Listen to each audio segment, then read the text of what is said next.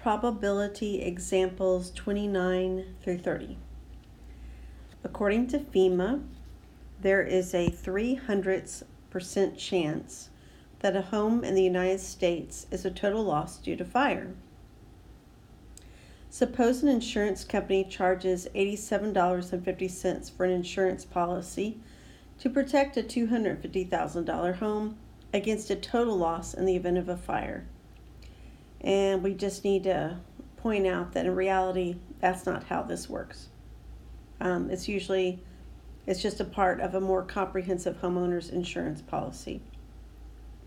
What is the expected value to the insurance company? So we're looking at a different perspective here, okay? So let's look at fire, no fire.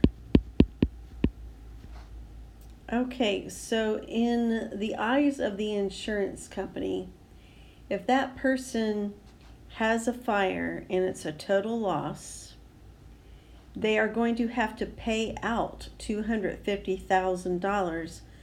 But remember, they got the $87.50 for the policy.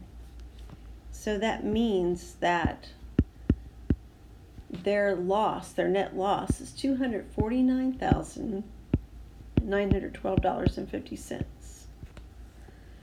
But if the person didn't have a fire, then their net gain is $87.50. So what is the probability that there will be a fire in that particular home?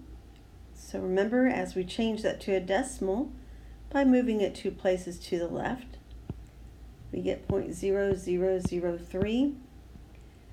And then, of course, we have 1 minus the 0.0003. That will give us 9,997 10,000ths. All right, now let's go ahead and find the expected value. So when I multiply the net gain or loss times the probability of the outcomes and then add those two products together, I get $12.50. So they're making money on the deal overall in the long run. All right, let's look at example 30. I took this from the My Open Math assignment. It's very similar to a problem there. A company estimates that 1% of their products will fail after the original warranty period, but within 2 years of the purchase, with a replacement cost of $600. They want to offer a 2-year extended warranty. What price should they charge so they will break even? Okay, so in this scenario, we have to look at we have 2 scenarios, right? Fail, not fail. So remember, we needed to look at net gain or loss. All right, we are looking for how much they should charge for that warranty to break even, and that's what we're looking for. It's an unknown quantity, and what do we use for unknown quantities? Variables, okay? So if we want to look at things in terms of the company, if the item fails and they have to replace it, they're going to be out the $600, then minus the cost of the warranty, okay?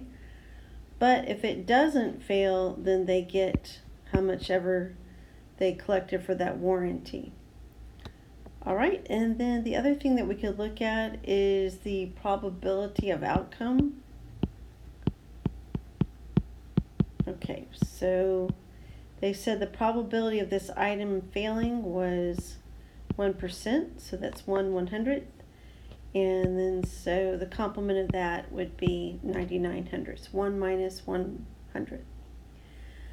Okay, so let's go ahead and do our algebra here. Remember, I want my expected value to be as close to 0 as possible.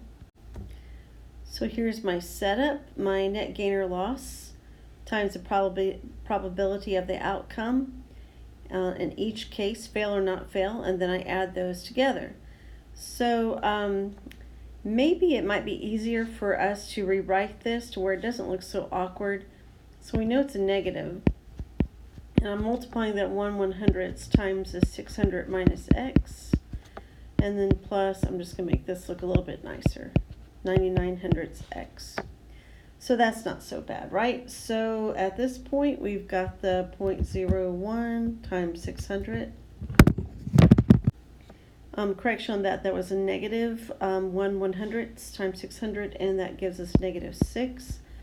And don't forget, a negative times a negative is a positive for our next term, so that will give us plus 1/100x, and then plus the 0.99x gives us 0. All right, let's combine like terms. So that gives me -6 plus x equals 0. And then that gives us x is equal to 6. So it looks like we would need to charge $6 for the warranty. And as you know, they charge a lot more than that. So clearly they want to do more than break even. So that gives you an idea of how much money is made off of you or off the customers overall in the long run when they ask you at the checkout line whether or not you want an extended warranty on that item.